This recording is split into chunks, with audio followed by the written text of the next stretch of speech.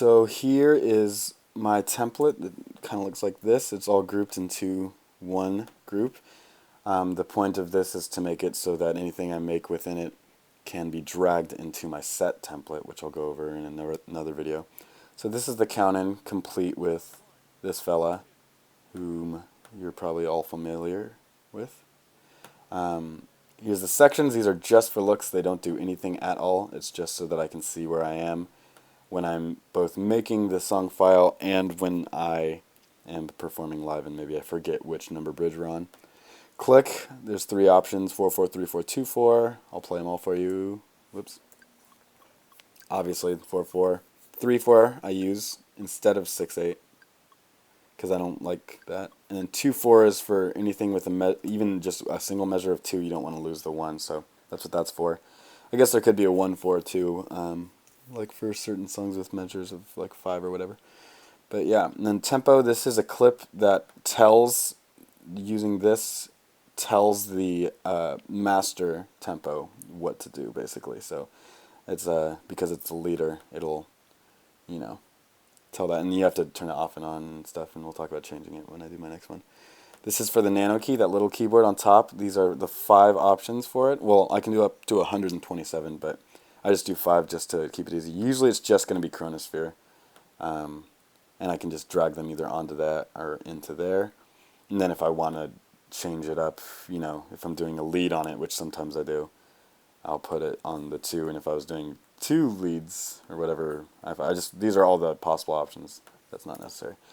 And then this is, right now it's split into piano pad and keys. It'll probably end up being keys 1 and keys 2.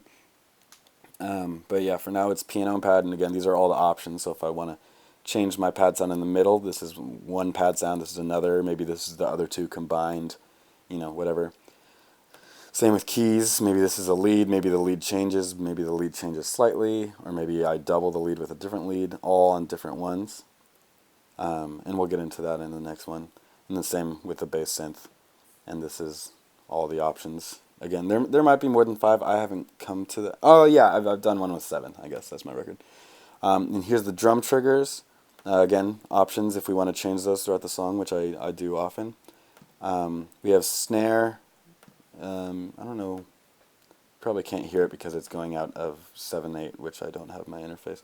But the snare is coming out 8 here, and the kick, oh, you can hear the kick. Oh, I can't hear the snare because my right headphone is out. I'm dumb. But yeah, and then here's the kick. That's going through channel 7, and then snare going through 8. And yeah, so that should always be routed. And so here's the routings we'll go on. So these are the clips that I will copy and paste over into this view when I'm ready to activate or change them or whatever. So let's just go from left to right. So the tracks, and this is just all the tracks. This is how I organize them currently. I'm about to change it, I think. Again, from like that to like maybe keys 1, and that to keys 2. Something like that. But yeah, those all can be dragged into here, and we'll get into that in the next video. So the nano key is going to go out the keys channel, which is currently 5/6. I think in the future, I think we're going to put it in 9 and 10, but right now we don't use 9 and 10. So that's going to be E, which is that one. Piano pad is going to be 5/6, which is E.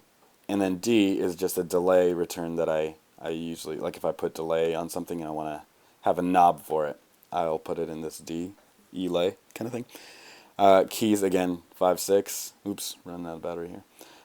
Bass is going to 2, so that's send B. And you got to make sure these are all send only, or else you'll get double the sound. And so you can either send it to title and then send title. So say this was the name of the song, you can send that to sends only, which is what I would do.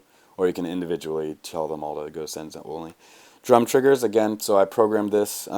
This is kind of set since I did what I did. So this is going out kick 7, snare 8. And then this is the same thing. The synth kick is going out 7, and all the other sounds are going out 8.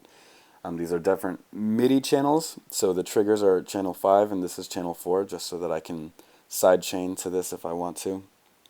And then These are supposed to be routed, if I had my interface plugged in, they'd be routed to external out, and then whatever the number I put. So that's 2, 3, 4, 5, 6, 7, 8. And so if I had my interface in, there would be a 3/4 option. I'd do that. But right now all I have is 1 and 2 because it's just my laptop.